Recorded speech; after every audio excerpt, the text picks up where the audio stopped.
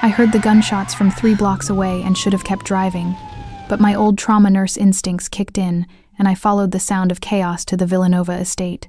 Tito Villanova, the Wolf of Austin, the most feared mafia boss in Texas, was bleeding out on his marble floor, while dozens of armed men stood frozen, too terrified to touch him.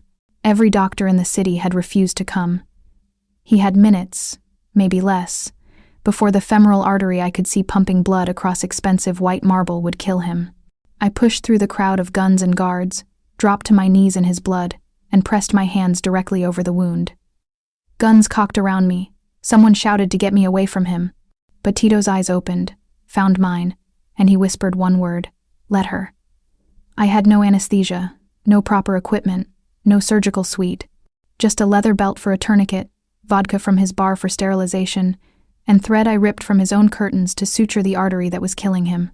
I stitched the Wolf of Austin back together with my bare hands while his men watched in silence.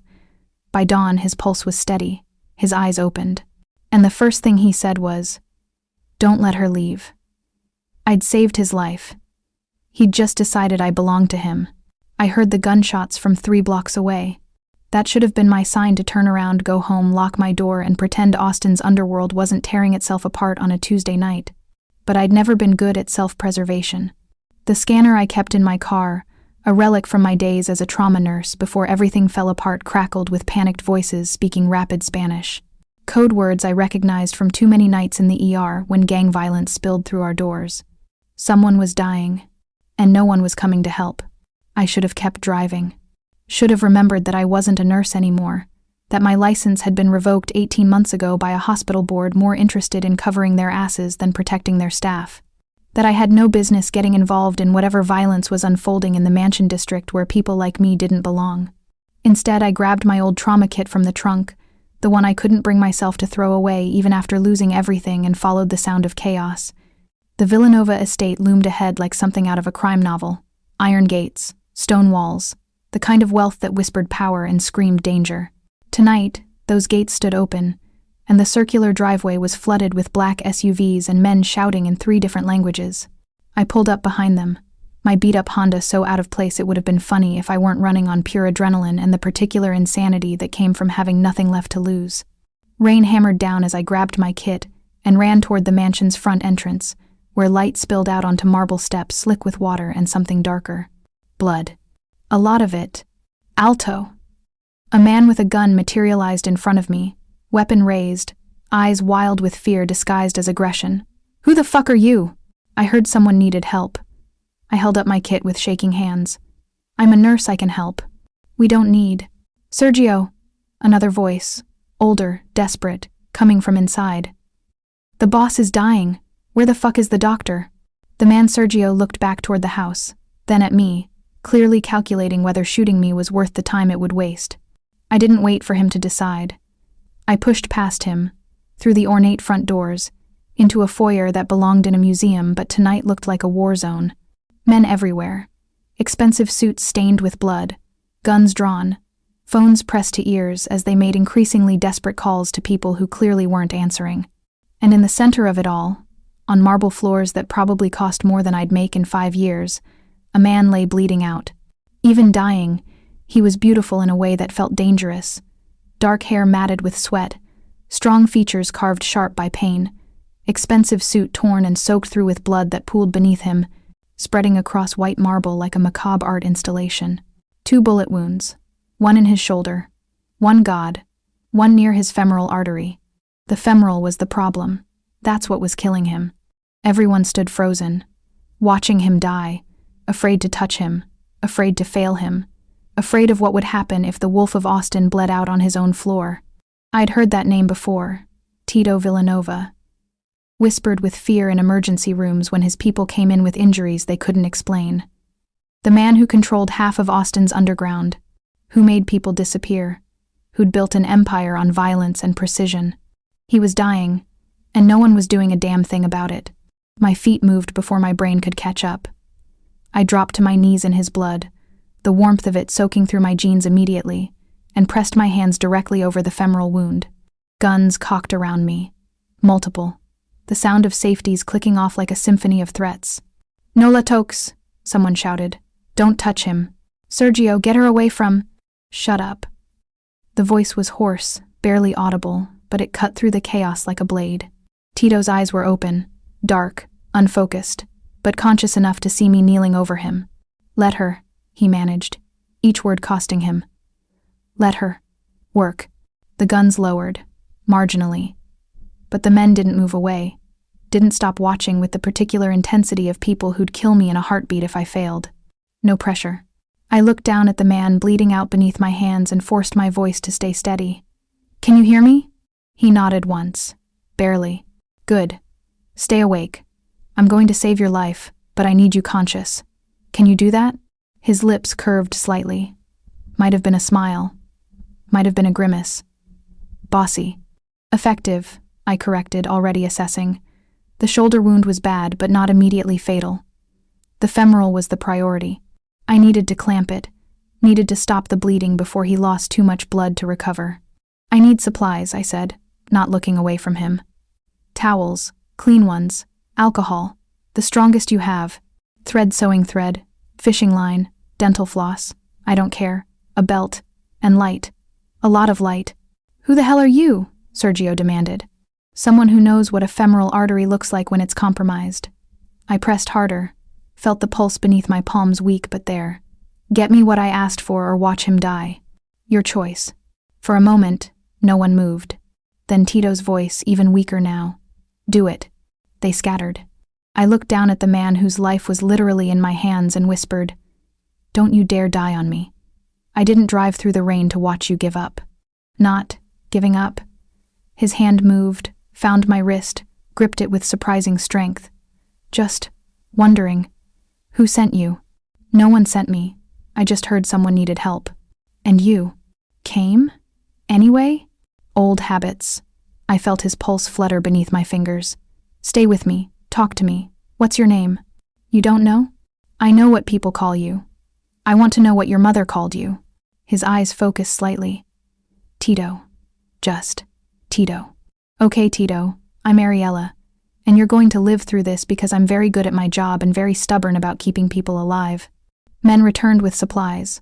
I worked by lamplight and the glow of phone flashlights, my hands moving with muscle memory from hundreds of traumas, thousands of emergencies.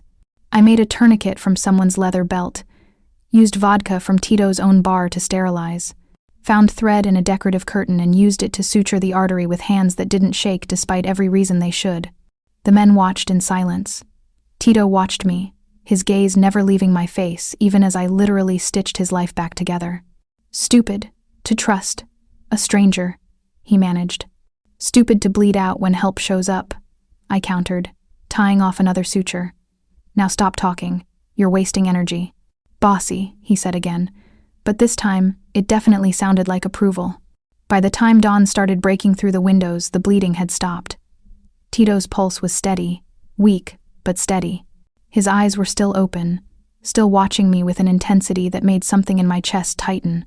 You're going to make it, I whispered, finally allowing myself to breathe. You're okay.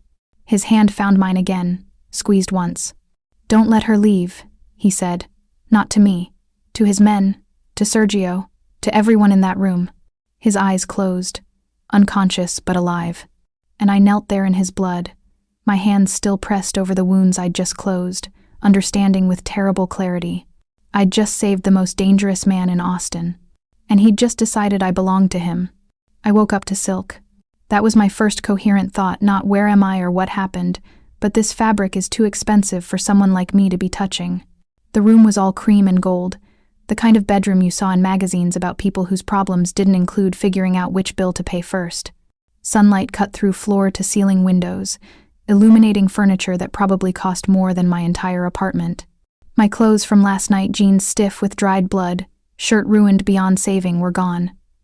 In their place, someone had left me yoga pants and a soft t-shirt, both my size, both brand new. My hands were clean.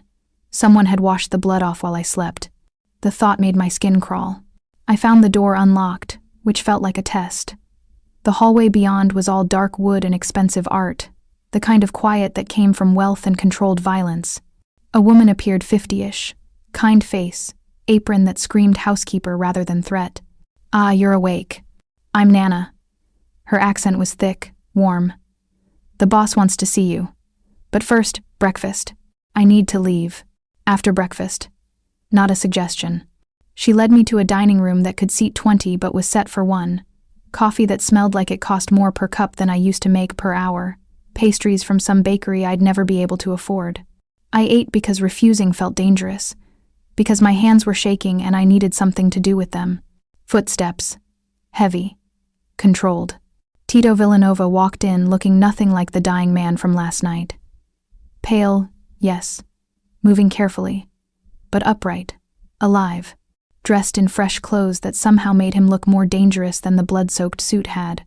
He stopped when he saw me, and something flickered across his face I couldn't read. You saved my life, he said. Statement, not gratitude. I did my job. You don't have a job, Miss Mendez. He moved closer, and I fought the urge to back away. Not anymore. I checked. Trauma nurse. License revoked 18 months ago. Currently working as a medical supply delivery driver. His dark eyes held mine. So I'll ask again, why did you help me? Because you were dying and no one else would. Noble. His lips curved slightly. Stupid. But noble. I need to leave. No. The word hung between us. Absolute. You can't keep me here. I can. He leaned against the table, casual despite the bullets I'd pulled from him hours ago. Because the moment you walked into my house and put your hands on me, you became part of this world. My enemies now know your face, your name. They'll wonder if you matter to me. I don't. They don't know that. Which means staying here under my protection is the only thing keeping you alive. That's insane. That's survival. He pulled out his phone, showed me a photo grainy taken from a distance. Me running into his mansion last night. This was sent to 3 different rival organizations within an hour of you arriving.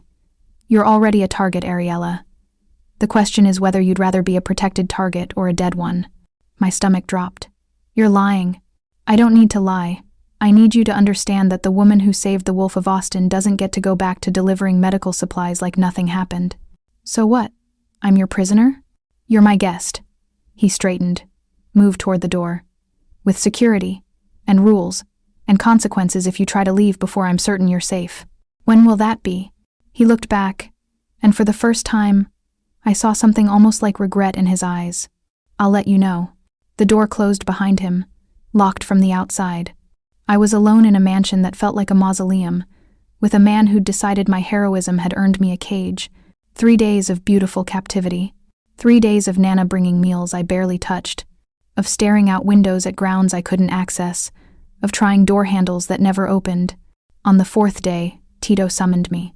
Not Nana this time. Sergio, the man who'd almost shot me that first night. He escorted me through hallways I hadn't seen, down to a study that smelled like leather and old money. Tito sat behind a massive desk, reading something that made his jaw tight.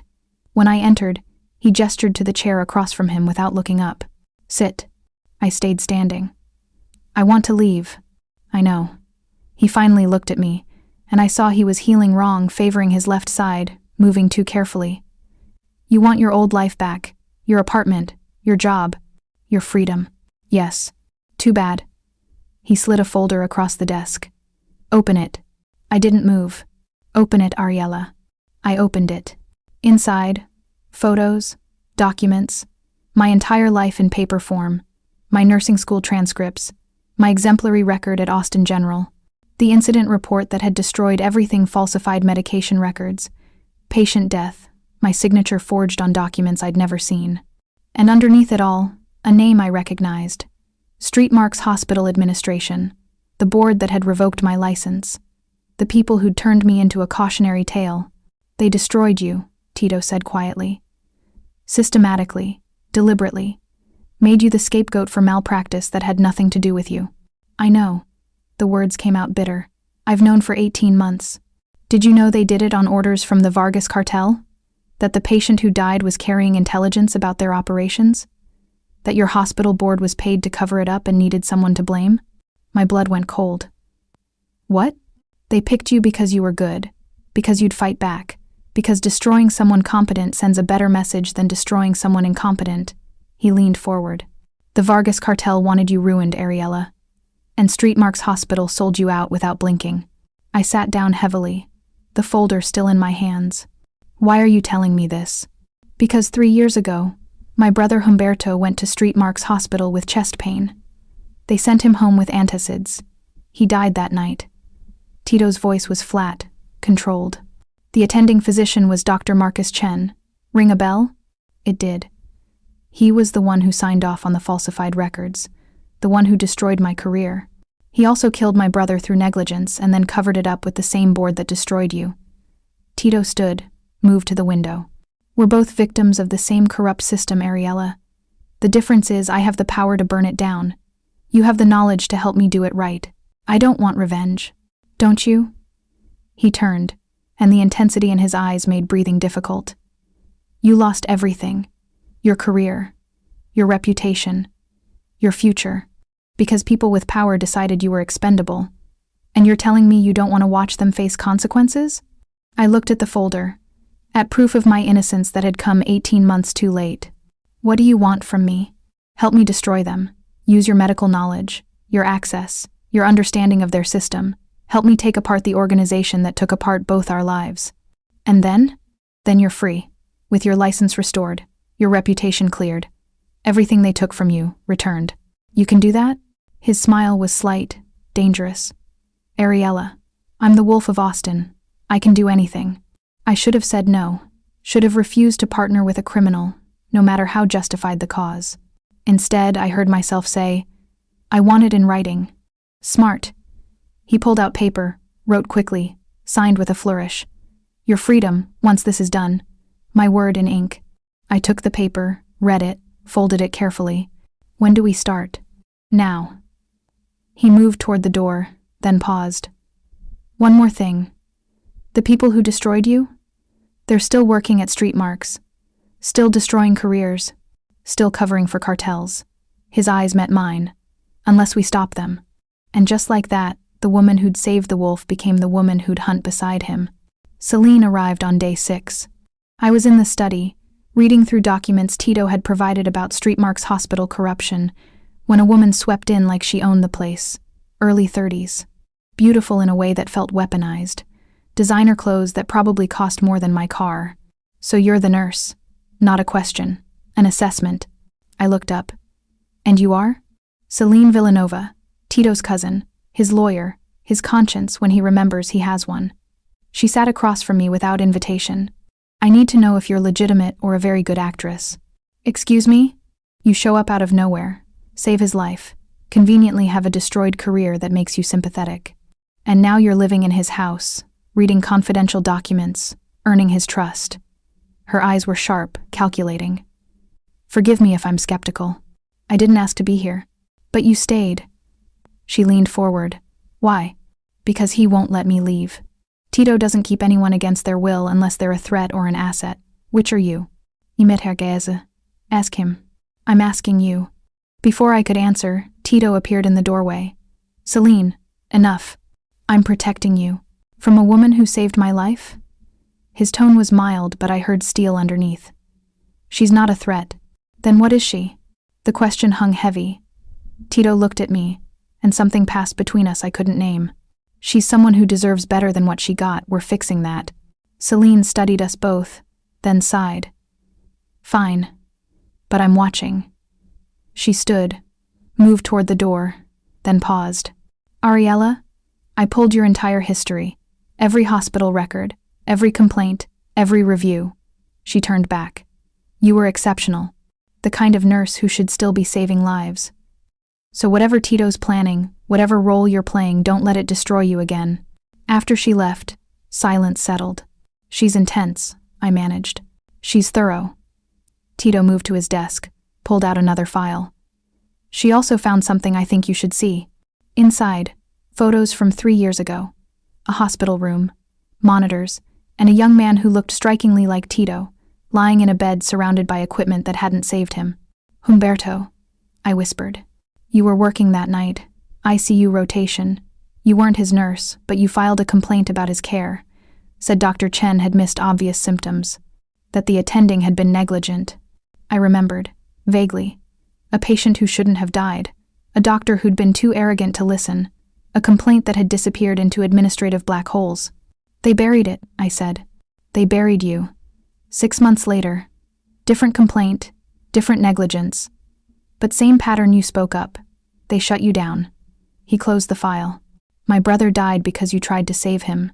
You lost your career because you tried to do the right thing, and his voice went rough. I spent 3 years hunting ghosts when the woman who actually cared was right there, being destroyed by the same people who killed him. Tito, I owe you twice, Ariella. Once for saving my life. Once for trying to save his. He looked at me with an expression I couldn't read. That's not a debt I take lightly. I don't want gratitude. Good. Because what I'm offering is partnership, vengeance, justice.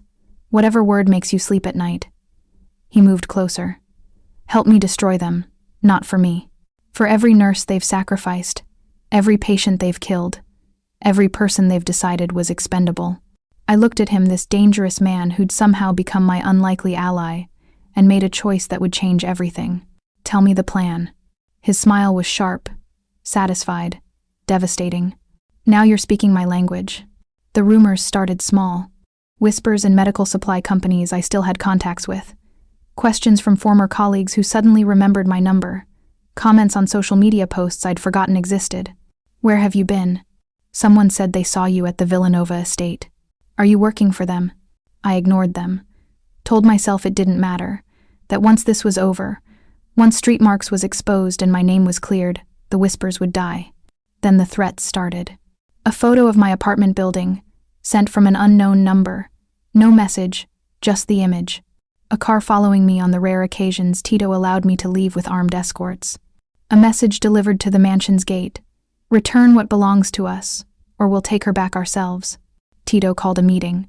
His study was full of men I'd started recognizing. Sergio, still watching me with suspicion. Victor, the silent one who never spoke but radiated violence. Others whose names I hadn't learned, didn't want to learn. The Vargas cartel knows she's here, Sergio said, pointing to a tablet showing surveillance footage. They're watching, waiting. Let them wait. Tito's voice was calm, but I saw tension in his shoulders. Ariella stays protected. She's a liability. She's under my protection. That makes her untouchable. Does it? Victor spoke for the first time, his voice surprisingly soft. Or does it make her a target? They know hurting her hurts you. That's valuable information. Tito's jaw tightened. So what do you suggest? Send her away. Somewhere they can't find her. Somewhere safe. No. I spoke before thinking. Every eye turned to me. I'm not running. This isn't your fight, Sergio started. It's been my fight since they destroyed my career and killed your boss's brother using the same corrupt system. I stood, meeting Tito's eyes. You asked for my help.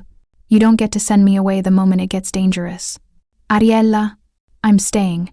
Either trust me or let me leave for good, but don't treat me like I'm something fragile that needs protecting from reality. Silence fell, heavy and charged. Tito dismissed his men with a gesture. When we were alone, he moved to the bar, poured 2 drinks. You're being reckless. I'm being honest. I took the glass he offered. You want my help destroying the people who destroyed us both. That means I'm in this. All of it. Including the danger. I can't protect you if you won't let me. I don't need protection. I need partnership.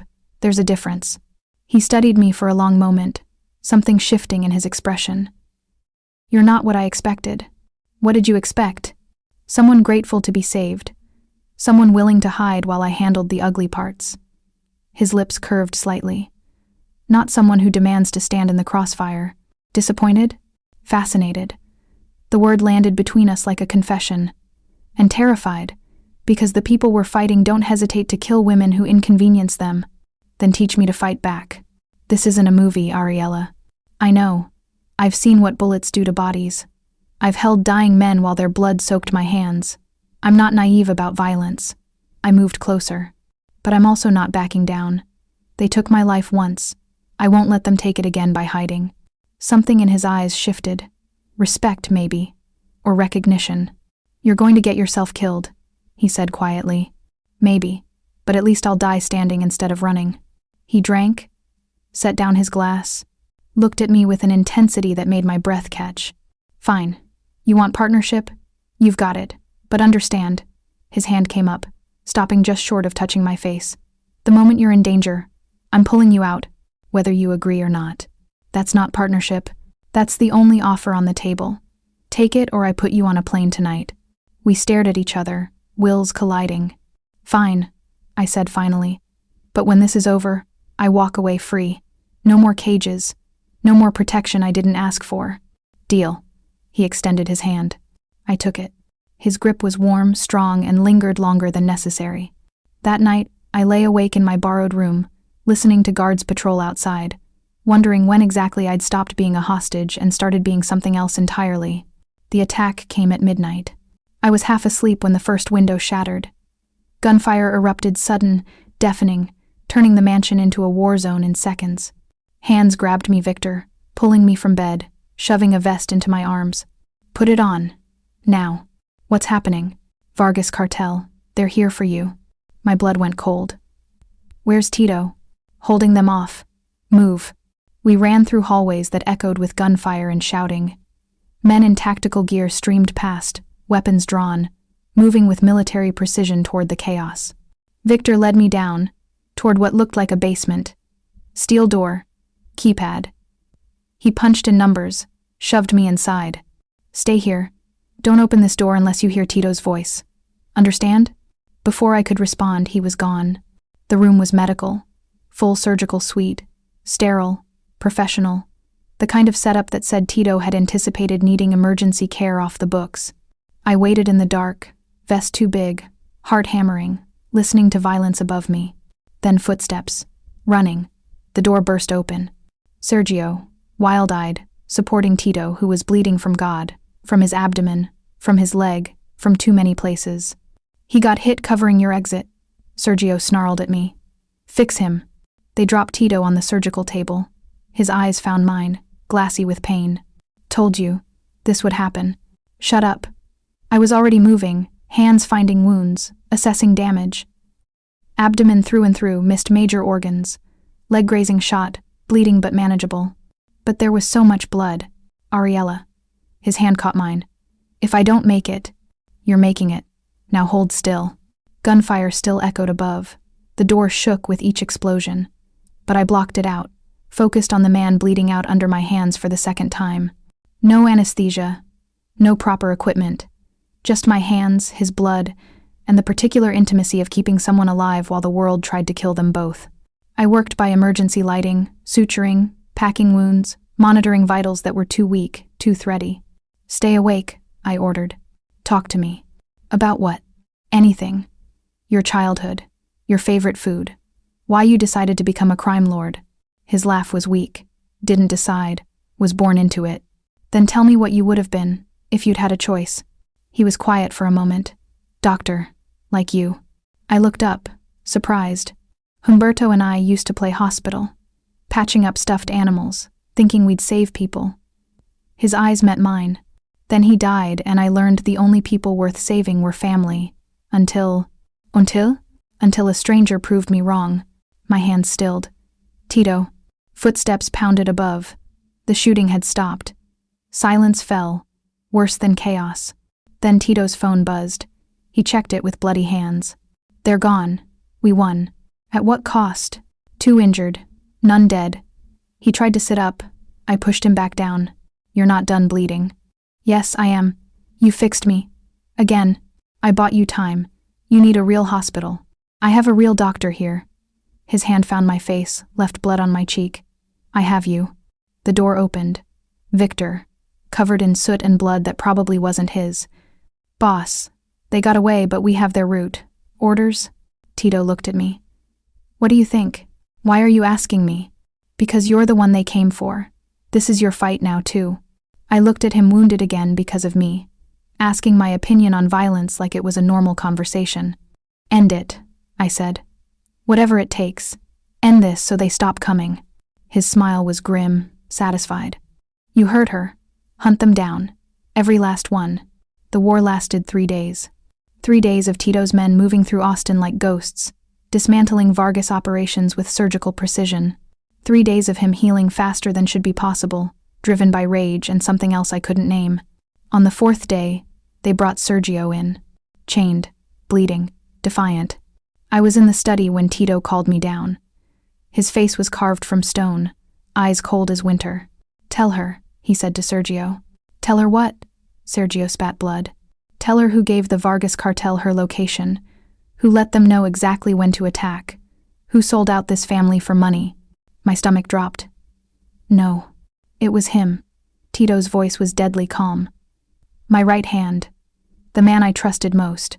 He gave them everything. Your location, my weaknesses, the mansion's security protocols, all of it." I looked at Sergio, the man who'd escorted me around, who'd been at Tito's side since that first night. "Why?" "Because she's making him soft," Sergio shouted. "The Wolf of Austin going weak over a nurse? She's a liability. I was protecting the family. By selling us out?" Tito moved closer, and I saw murder in his eyes. "By letting them attack? By getting her almost killed? I didn't think—" "Exactly." Tito pulled out his gun, checked it with casual precision. "You didn't think, and now you die." "Wait." The word came out before I could stop it. Every eye in the room turned to me. "Wait," I repeated, moving between Tito and Sergio. "Don't do this. Ariella. He betrayed you. He deserved consequences, but not death. He tried to get you killed. And he failed. Because you protected me. Because your men are better than his treachery." I looked at Sergio, then back at Tito. "If you kill him, you prove him right.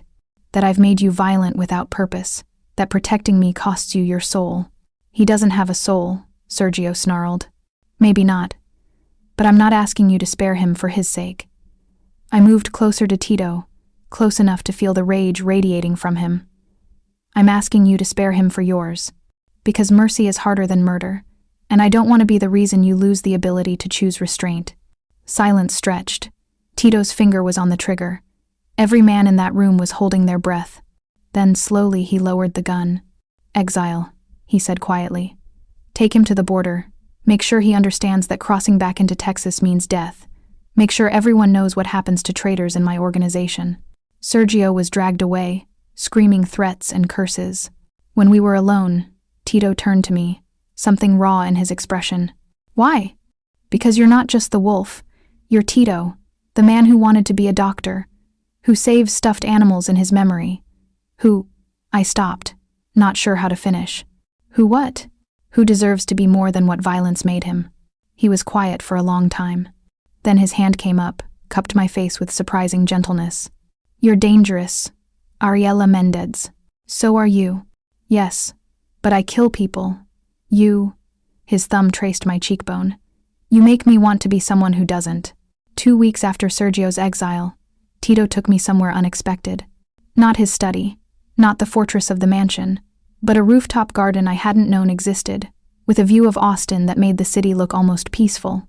"I come here when I need to remember," he said, handing me wine. "What I'm fighting for, who I'm protecting, why any of this matters." I took the glass, looked out at the glittering skyline. "And? What's the answer?" "It used to be simple. Family, territory, power." He was quiet for a moment. "Now it's more complicated. Because of me. Because of you." He turned to face me fully. "You saved my life twice, Ariella, but that's not why I can't let you leave." My breath caught. "Then why?" "Because when I look at you, I don't see a debt or an obligation or even an ally." His voice went rough. "I see the woman who didn't flinch when everyone else froze, who demanded partnership instead of protection, who taught me that mercy isn't weakness." "Tito, let me finish." He moved closer, close enough I could smell his cologne, see the scars I'd stitched. "Humberto was the good one, the one who should have lived. I spent 3 years being the monster our father needed, because Humberto didn't have to be. And when he died, I thought, this is my punishment, for being what I am, for surviving when he didn't." Tears burned my eyes. "Then you walked into my house covered in rain and blood, and you saw me dying and you didn't hesitate. Didn't judge, didn't run. You just—" His hand found mine. "You just saved me. Like I was worth saving. Like the wolf was just a man bleeding out who deserved to live. You did deserve to live. No one else thought so. No doctor would come. No one would risk touching me. But you did." His thumb traced patterns on my palm. "You touched the monster and found the man underneath. And I—" He stopped, jaw working. And you what? I fell in love with the nurse who wouldn't let me die.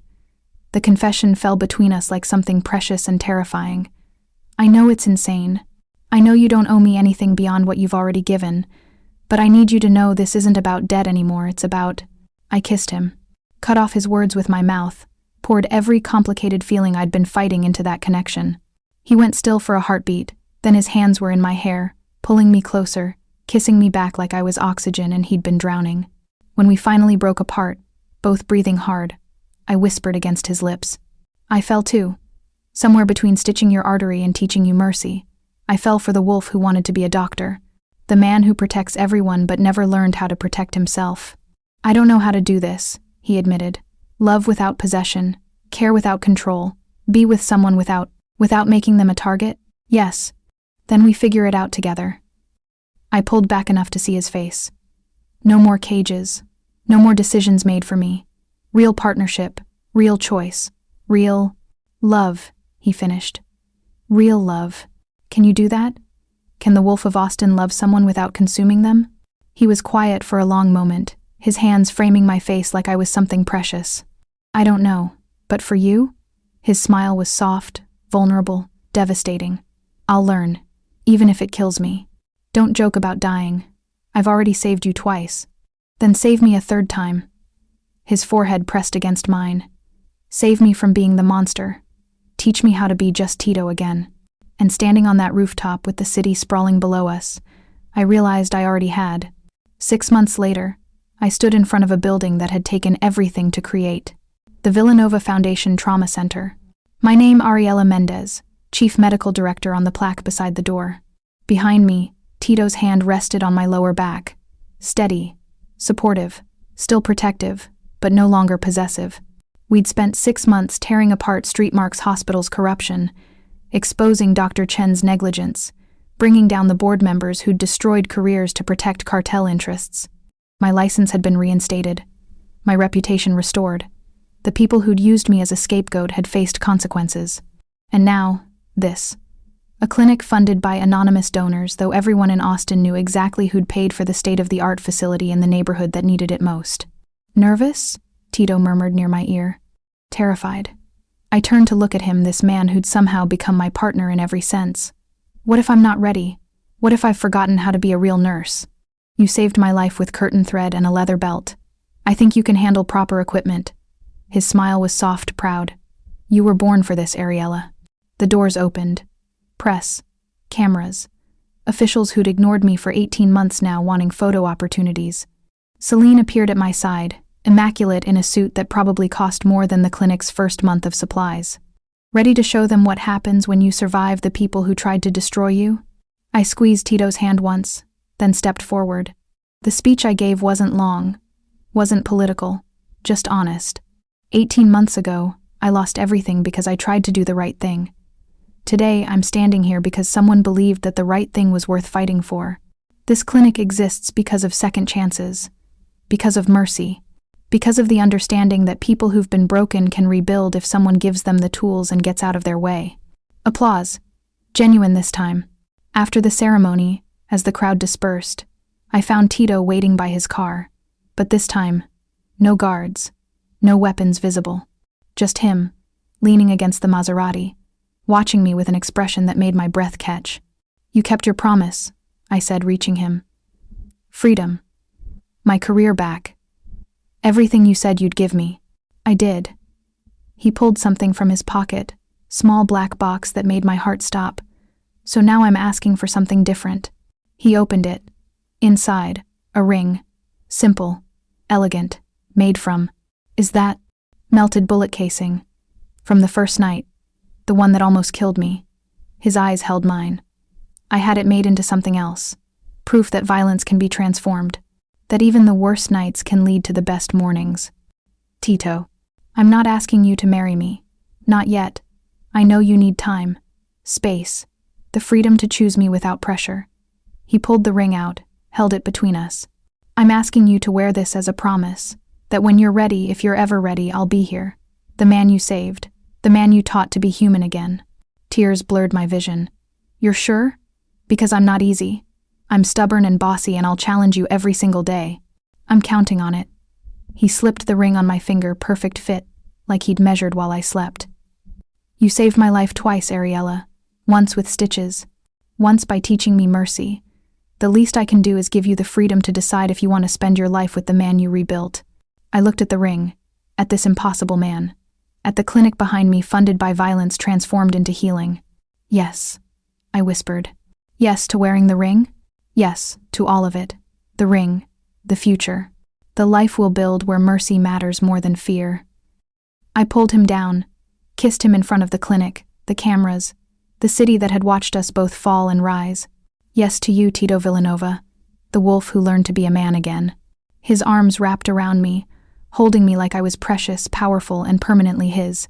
You know what this means? He murmured against my hair. What? You're stuck with me. The wolf. The empire. The complicated, dangerous, beautiful mess that is my life. Good. I smiled against his chest, listening to the heartbeat I'd saved twice. I've always been better with complicated patients. And you, Tito Villanova, are the most complicated case I've ever treated. Think you can handle it? I stitched your femoral artery with curtain thread. I think I can handle anything. We stood there as the sun set over Austin, two people who'd saved each other in the most unexpected ways, her with medicine, him with mercy, both learning that sometimes the most dangerous wounds are the ones that heal you. Later that night, back at the mansion that no longer felt like a cage, I found a photo on my nightstand. Me, that first night, hands covered in his blood, face set with determination. Underneath, in his handwriting, the woman who saved the wolf, the nurse who taught the monster to love, my Ariella. I traced the words, understanding finally settling. I'd walked into chaos carrying a trauma kit and hoping to help. I'd left with a life rebuilt, a career restored, and the love of a man who'd learned that the strongest thing you can do isn't kill your enemies. It's let the right person teach you mercy. And mercy, it turns out, looks like a nurse who refuses to let you bleed out, even when everyone else has given up. Even when you've given up on yourself. Especially then.